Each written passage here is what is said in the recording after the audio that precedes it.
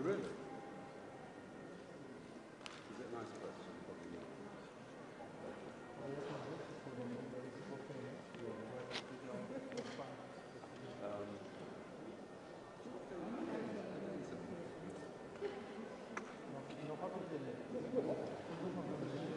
If the Danes had said they're going to put boots on the ground.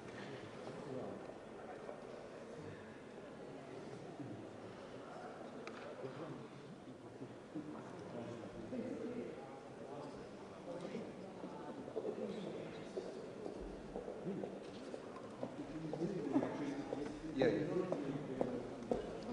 And they were in hell as well.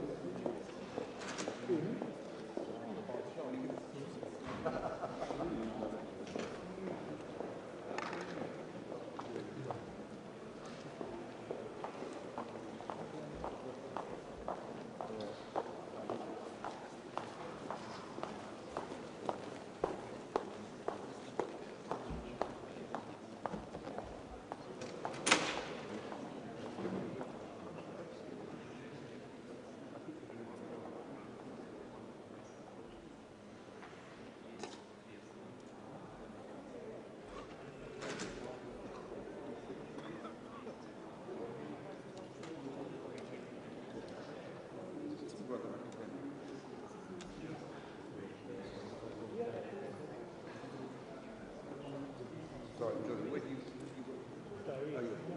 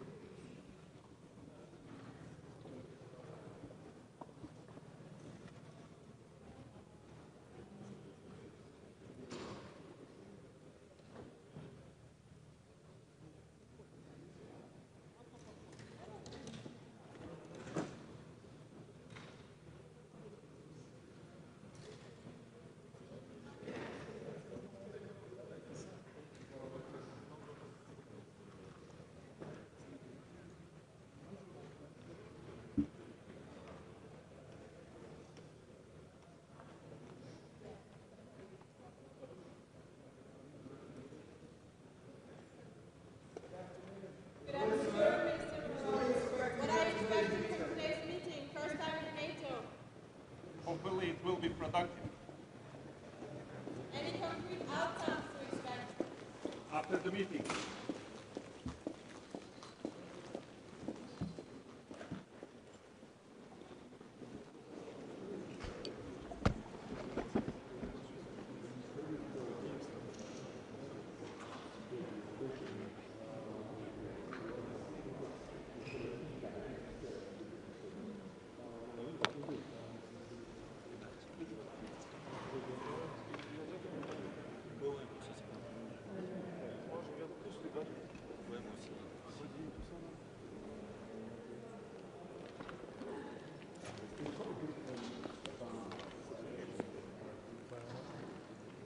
Un nuage, c'est pas de nuage. Ah, il y a un nuage. Hein. Il y a un nuage pour l'instant.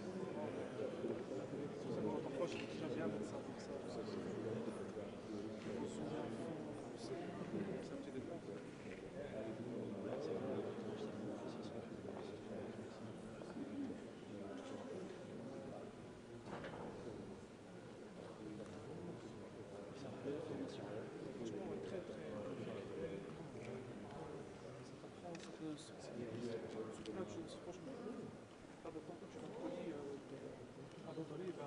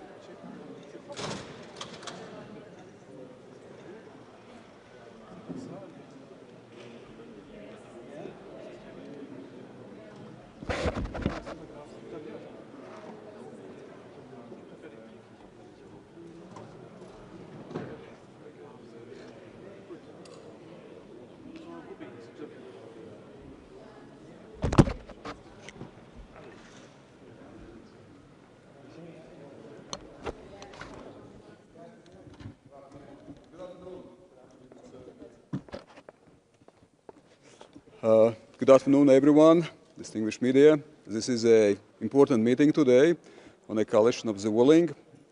I believe that we have a clear goal, the goal supporting Ukraine unwaveringly, supporting Ukraine through strengths, so the peace through strengths, so it must be just and sustainable, and that's why, of course, we appreciate also the leadership of UK and France gathering us, assembling us, here the ministers who will be providing also guidelines to our military.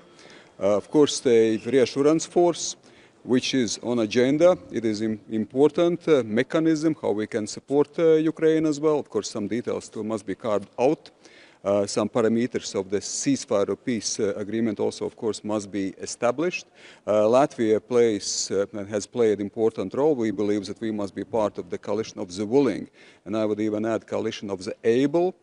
So we've been able supporting Ukraine with 0.25% from our GDP, which goes militarily to Ukraine every year, this year and next year, and last year we've been top 3 in terms of military support. We've been providing equipment. We are leading or co-leading together with UK the drone coalition. We believe all technologies start changing the battlefield, and of course we are also one of the leading nations in training Ukraine already for years, Ukrainian soldiers, and will be continuously doing so also in different formats.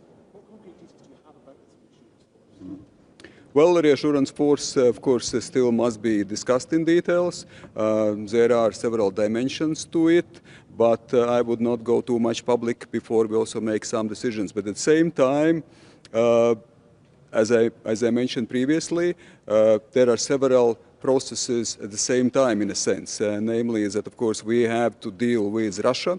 We have to deal with strong sanctions. We have to deal with ensuring sustainable and just peace, supporting Ukraine. And then at the same time, of course, we are speaking specifically about concrete mechanisms, what we can do also within the framework of reassurance force. But then countries come together. Of course, we put together how we see it, what we can do, what would be the right choices. So at the very end, it is also what Europe must step up with our allies as well. This is the time to do it, and I think this is a mechanism which can be certainly employed in this regard.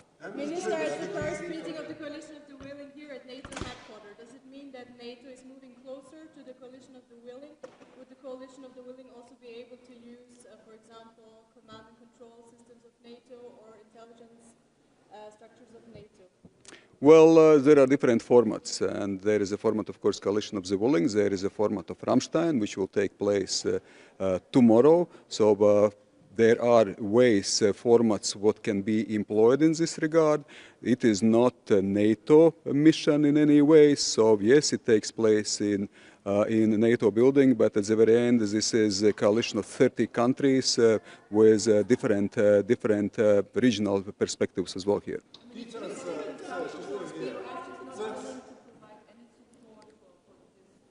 Excuse me, once more. According to some reports, media reports, the U.S. is not willing, reluctant to providing any support for this force. So is it possible to put this together without any U.S. support? Well, let's face it. Let's not underestimate what Europe and European partners have. We are strong economically. We are developing, of course, our capabilities in military terms and defense terms. I think everyone understands also that it goes hand in hand. More military financial investment in our defense also means that we can also organize things, coordinate things, and also support Ukraine more efficiently. So these are by the framework. Within the EU white paper of course, it is about what Europe can do itself, but it is about also porcupine strategy supporting Ukraine. So what do I mean by this? We can do a lot ourselves. We can do a lot as European nations. We have a lot of our own capabilities. At the same time, yes, still there are the details must be carved out how we cooperate with our partners. We believe strongly in transatlantic linkage. We believe that, again, those formats like Ramstein must be sustained, where US is also part of, but there are also other formats where US might not be part of. And I guess fairly enough that in our neighborhood, in European neighborhood, we Europeans should be able also to deal efficiently with aggressor countries, especially taking into account our capacities, our capabilities, our will also to, of course, invest in those challenging times what we are all facing. Will the reassurance force? How many troops on the ground would be a credible reassurance force, and how many is your country willing to supply? Well, there are of course still discussions also on specifics. As I said, I will not go perhaps into the details. Yes, there are countries which are now also discussing, considering nationally what they can contribute. Of course, contributions are extremely important. We must remember that Europe have all around 2 million soldiers, so 2 million under uniform, so we can actually do a lot. Another question is how efficient we are, how able we are to put together mobile forces. But again, this is a wider context. What is a peace agreement or ceasefire framework? So there are a number of pieces of puzzle which we should put together. There is certainly the will. That's why the reassurance force is being discussed, what specifically we can do. And Latvia, yes, we consider potentially also, of course, contributing. But once more, it is connected, it's related specifically to the peace agreement or ceasefire parameters. It is also, of course, focused on what we do in terms of training. I mean, we've been, I would say, training leader of Ukrainian soldiers, so we, of course, certainly would see potential also some role in this regard. And last but not least, for Latvia, for some other countries which are on the eastern flank, we have to ensure also a regional eastern flank protection and defense against aggressor countries. So that's why, of course, also the providing, contributing soldiers or representatives or contribution to the reassurance force in Ukraine, we should not weaken our own defenses, being on the border with aggressor country. And we take it very seriously. We contribute strongly. In coming years, it will be 5% from our GDP will go for defense expenditure. Would it be an option that the reassurance force will end up just being a monitoring force in Ukraine? Well, first of all, once more, we are all interested in ensuring the stable peace, just peace, and sustainable peace. So that's why, of course, we have to provide everything what we can provide, also what Ukraine needs. So this is for task for the countries, also for task for the ministers, together with the military planning. So to go hand in hand, how we can do it as more efficient. So there's certainly mission from mission differs, so there are different missions. So certainly this reassurance force, I think already name expresses quite a lot. So it, of course, reassures, first of all, Ukrainian side. We realize who is aggressor country and who must be supported as well. Are you confident today in the talks that many states, other states will send troops, and do you think it will be enough? Well, of course, we must do everything what is efficient, what we can also agree upon. Yes, if it's 30 countries, we must remember that every country, of course, has its own capabilities, also understanding, but at the same time there is a common understanding that we have to be unified, that's why this is a coalition of the willing, and I once more can underline, it's not just coalition of the willing, it's also a coalition of the able, or it is those countries which provided support and which look for a new upgrade, new enhancement of that support, what we can provide. Of course, let's be realistic, most likely there are some limits as well, as I said about the quite a number of soldiers at disposal of European nations, but at the same time it must be also tailored according to all the needs under concrete circumstances, also with clear sort of setting and format in mind what ceasefire means, what potential peace agreement means.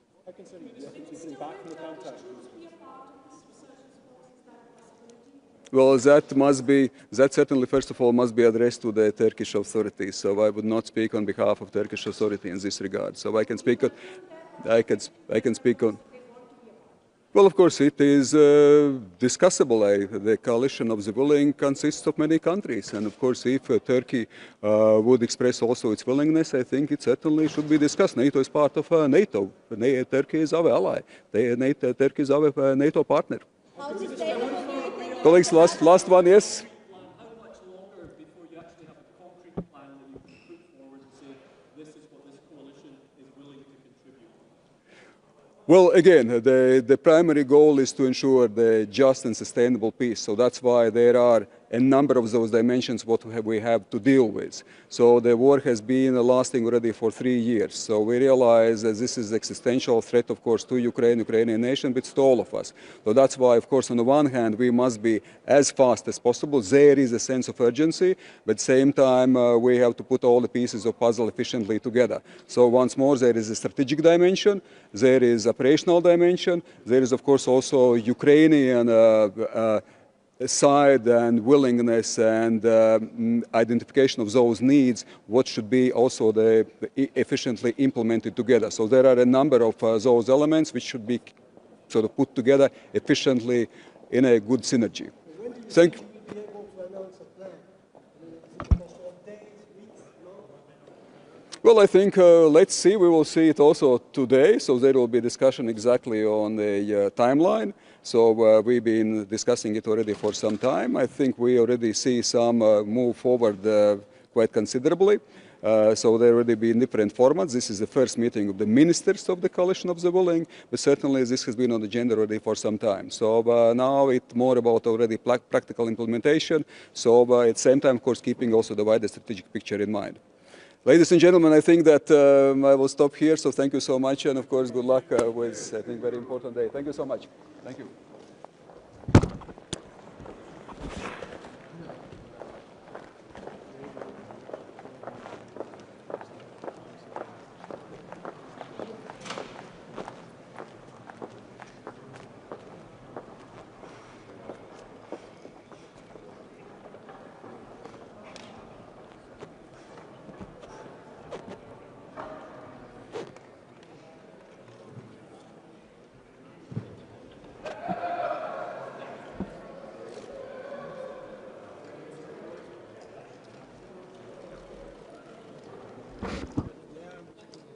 Hi, good afternoon. Just shortly from the Finnish perspective, this is an important meeting, first meeting with defense ministers in a coalition of willing. We are seeing that Russia doesn't have enough desire for peace, so it's highly important that we are strengthening the Ukraine's position in military, in industrial field, and also at the financial field, and also increase the pressure for Russia to come to the negotiation table. And of course, we are today having also the briefings from the military side that what kind of could be these security arrangements after the peace or ceasefire or some kind of peace treaty. What concrete did you have about the coalition of the willing, this reassurance force? How many troops would you need? Well, we are hearing today more detailed briefings about that. What is the amount of troops or capabilities, what is needed? But the main focus must be that Ukraine's armed forces are the top one priority now to strengthen up. That's their key security guarantee, that we have to even more strengthen their army and defense industry after the ceasefire. And the second pillar is that this Western forces or Western operation will support the Ukraine's army forces. How many troops do you think would be necessary to provide reassurance for Ukraine from Western nations, including your own? How many are you prepared to contribute to? Well, there's a lot of public discussion now about the amount of troops, but we are now hearing the military assessment today. And of course, the Ukrainians are the key players, of course, here now, that what is their assessment. From the Finnish perspective, we think that the United States is a crucial player still in the guaranteeing the lasting security, and that's why we are emphasizing that the United States must be involved in somehow. Thank you. I have to go.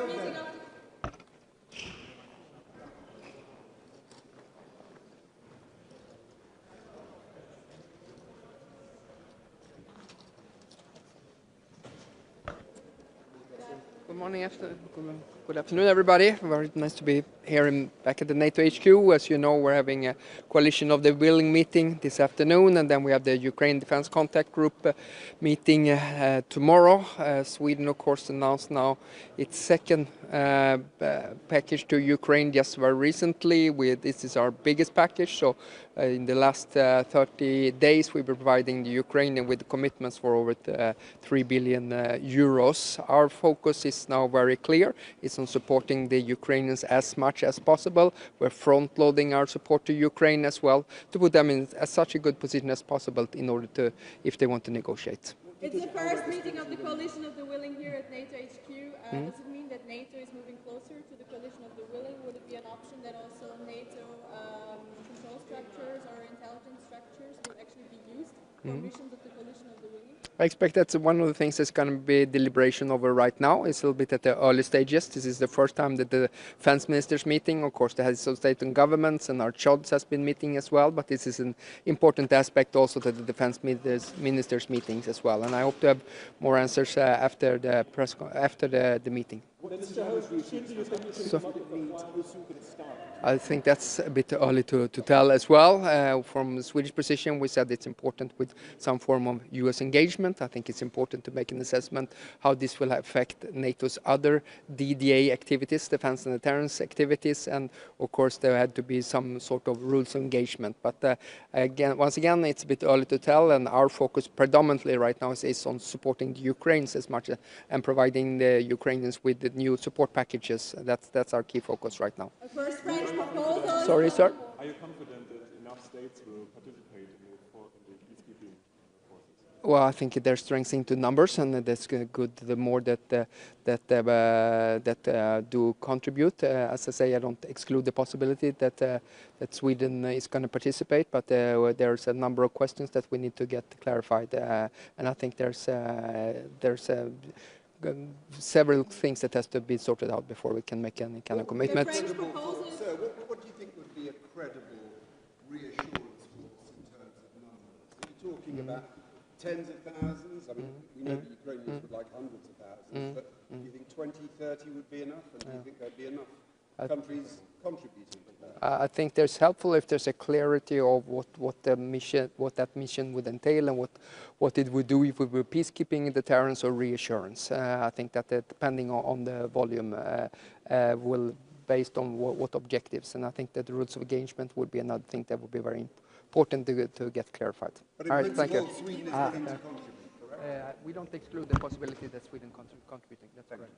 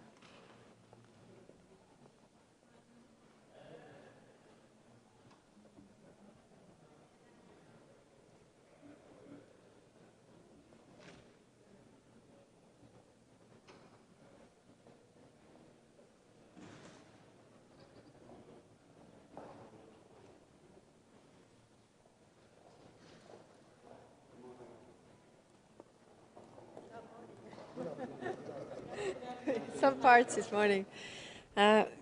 Good afternoon. It's good to be here. This is the first time we have the coalition of the willing in the format of defense ministers. I think it's important that we have the different formats to really show the support and what more can we do. I mean, on the European Union side, we are the biggest provider of training. We have the training mission where we have already trained over 73,000 Ukrainian soldiers. We also have the civilian mission. The mission could also do more.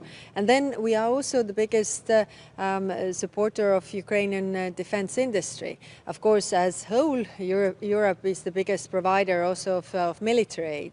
And we are constantly pushing what more can we do, because we see the situation is such that Ukraine it has been now 4 weeks ago when they were very clear that they agreed to the unconditional ceasefire, and Russia still hasn't agreed to the ceasefire. So it's clear that Ukraine wants peace, but Russia so far doesn't. So we need to do more on our side.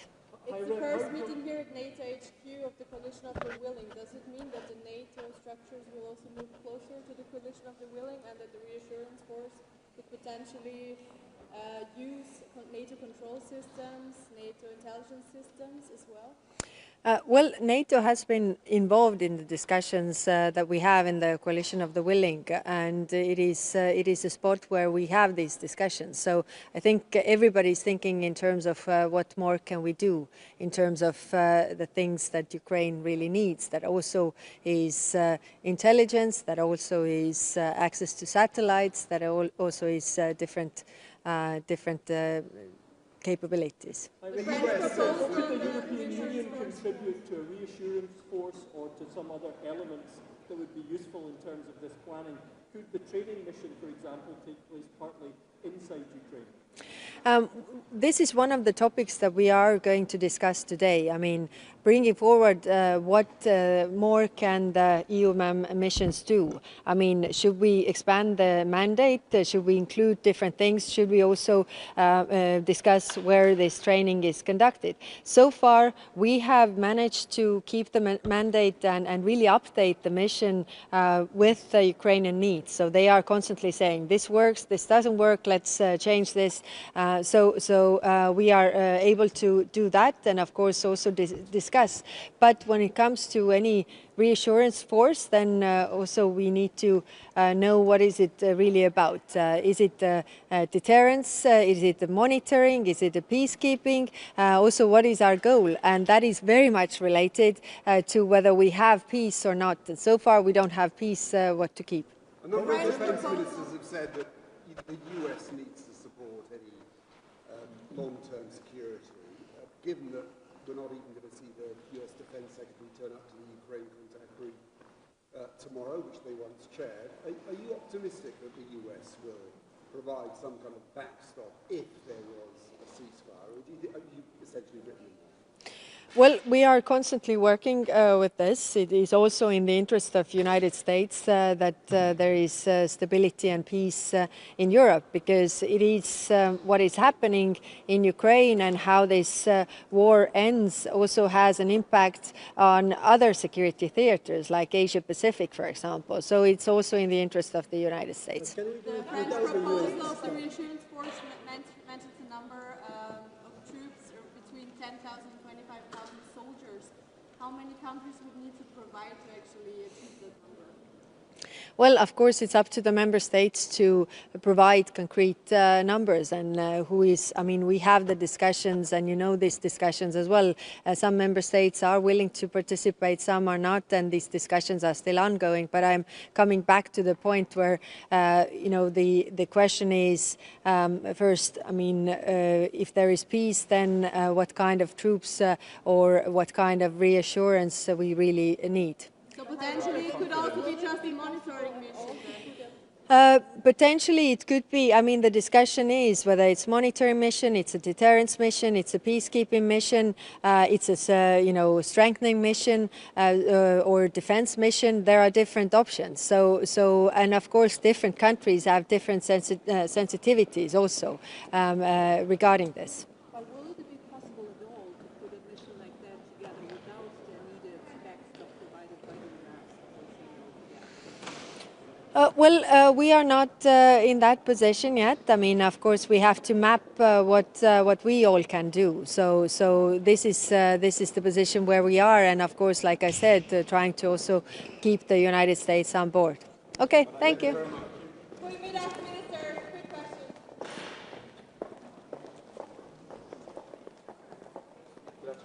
Hi. So what are you expecting today on the discussions on the reassurance force? Macron was mentioning troops between 10,000 and 25,000 soldiers. Is this something that is discussed today? How many countries would provide? Or would the Netherlands be able to contribute? No, I think it's important after the military planning that has taken place over the last weeks that we have a political discussion today. That's also indeed about what is the potential mission, what is going to be the goal, what is the mandate, what would we do on the different scenarios, for example, if there would be any escalation regarding Russia, also how is it related to a potential monitoring mission. I think it's important to discuss those very key and fundamental questions. And of course, for some countries, it's clear what they are willing to do. For the Netherlands, we need to go through a political approval process first. So for us, it's important that there is a clear picture on what such a mission would entail.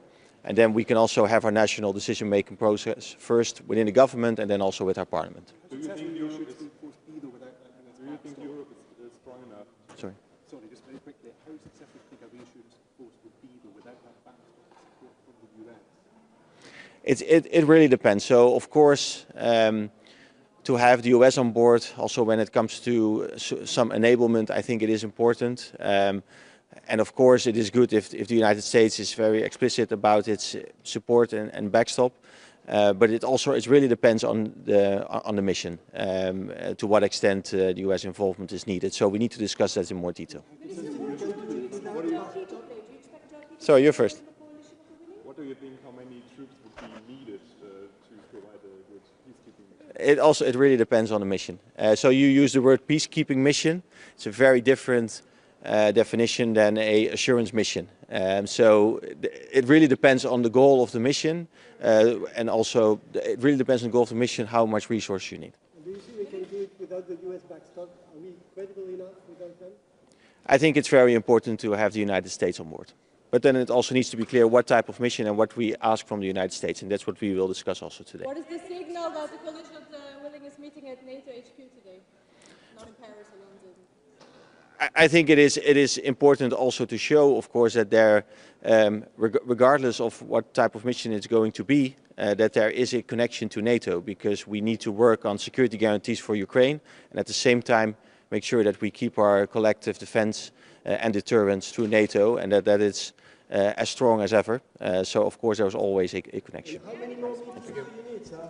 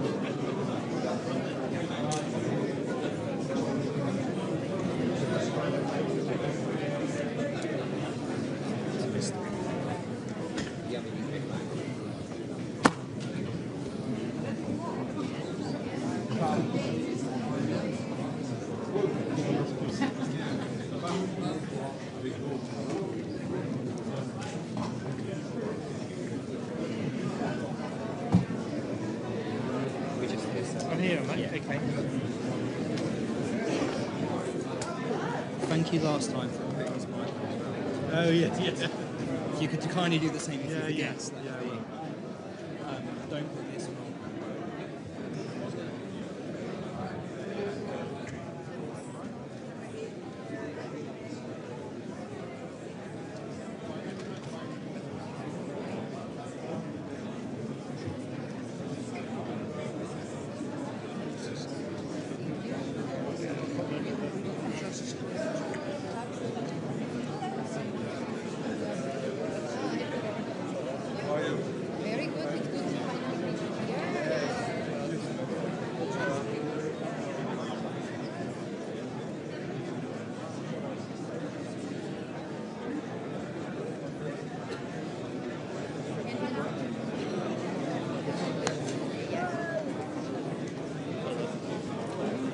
Very good. It's good to finally be here.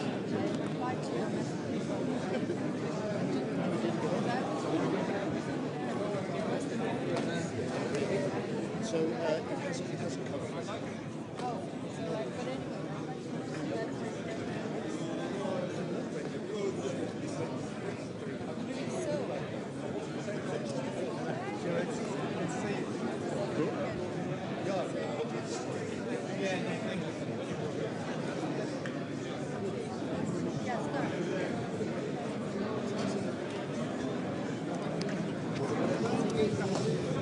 Put the earpiece on once the cameras have departed. Yes. Otherwise it's all through the microphones. Okay, now press that. To speak. Will do. Thank you. Can you put this on when the cameras go? Okay. Thank you so much.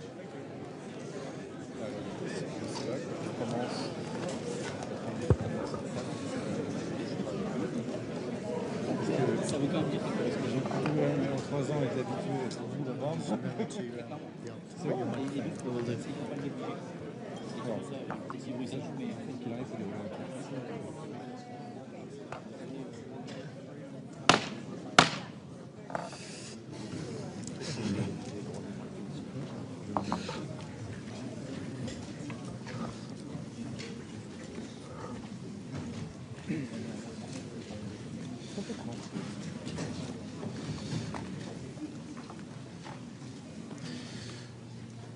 Good afternoon, all. Good afternoon, and can I start by saying, alongside my good friend, Minister Sébastien Lecornu, a huge thank you to you all for being here, for attending what is the first Defence Ministers' meeting of the Coalition of the Willing for Ukraine. And I want to thank the 200 military planners from 30 countries in Europe and beyond who've been hard at work in recent weeks. Together, we're stepping up as one, ready to secure Ukraine's future following any peace deal. We advance the momentum of that planning here today, planning to put Ukraine in the strongest possible position to protect its sovereignty and to deter any further Russian aggression. And while today's discussions will be private, our planning is real and substantial. Our plans are well developed, and we have clear objectives for Ukraine. First, to secure safe skies. Second, to secure safe seas. Third, to support a peace on the land. And fourth, to support the Ukrainian armed forces to become their own strongest possible deterrent. Our reassurance force for Ukraine would be a committed and credible security arrangement to ensure that any negotiated peace does bring what President Trump has pledged, a lasting peace for Ukraine. And we will hear in a moment from our UK and French Chiefs of Defence, Admiral Tony Ranakin and General Thierry Boucard, who together have led this work. They will give us an update on the military planning. And we will focus on how operational planning of the coalition could work and how we make sure that we're fully prepared for the moment a peace agreement is reached. But we cannot jeopardize the peace by forgetting about the war, and the daily reality for millions of Ukrainians continues. Drone attacks, missile strikes, brutal fighting on the front line. So we must put more pressure on President Putin to end his war. And we must step up our support for Ukraine, both in the fight and in the push for peace. That's why I'm grateful that so many of you who are here today will also be here tomorrow for the meeting of the Ukraine Defence Contact Group, when we will pledge more military support to bolster Ukraine on the battlefield. There are 30 countries here today, 30 countries bound by a simple belief that peace is possible and we must be ready for when that peace comes. That's why the work of this coalition is so vital. We're stepping up, we're serious, we're sending a signal to President Putin and to Minister Umerov and the Ukrainian people. We stand with you in the fight and we will stand with you in the peace. Thank you. Now, if I may ask the media to leave, we will then turn to Minister Lecornu and get on with the meeting.